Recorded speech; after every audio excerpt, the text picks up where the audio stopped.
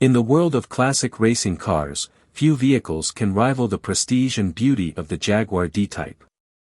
This legendary race car, first introduced in the 1950s, continues to captivate car enthusiasts and collectors around the world. One of the most iconic D-Types ever built, driven by none other than the great Sir Stirling Moss, is heading to auction in early March with an estimated sale price between $6.5 million and $8.5 million. If it sells within this range, it will be one of the most expensive D-Types ever sold at a public auction. This particular Jaguar D-Type, known as OKV2, holds a remarkable history. It was one of the first 3 examples of the D-Type ever made and was originally brought to the 1954 24 Hours of Le Mans as a backup car. However, it didn't just sit idly in the pits. The car was called into action during the race, with Sir Stirling Moss and his teammate Peter Walker taking the wheel. The duo set the fastest time in practice and led portions of the grueling 24-hour race, a testament to the car's potential and the skill of the drivers. Unfortunately, brake issues forced OKV2 to retire from the race, cutting short what could have been an even more remarkable performance. Despite this setback, the car's racing career didn't end there. It went on to race at the 12 Hours of Reims, again driven by Moss and Walker, but once again, mechanical issues forced it out of the race.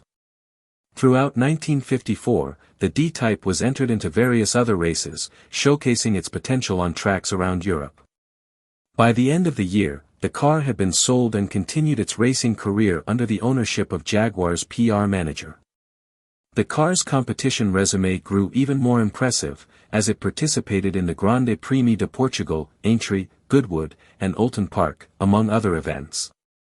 For several years, this D-Type continued to race across Europe, further cementing its place in motorsport history.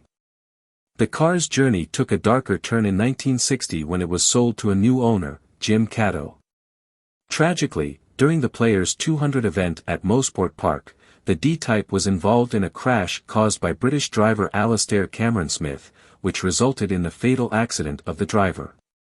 The car was extensively damaged, and it would be 15 years before any restoration efforts began.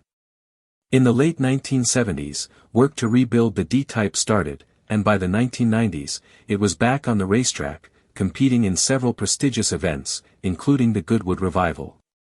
In 2010, the car was purchased by a U.S. collector who has kept it in his collection ever since. This car, with its incredible racing history and its connection to one of the most famous drivers in the world, is considered by many to be the most important Jaguar D-Type still in existence. The Jaguar D-Type is widely regarded as one of the finest racing cars of its era, and the sale of OKV2 will no doubt attract attention from collectors and racing fans alike.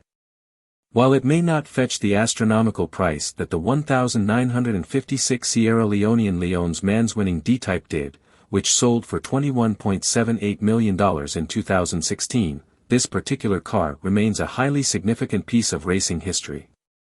As it heads to auction, the 1954 Jaguar D-Type offers a rare opportunity for a collector to own a piece of motorsport heritage, driven by one of the greatest racers of all time. With its rich racing pedigree, tragic history, and extensive restoration, this car is bound to be one of the most talked about sales in the world of classic cars this year.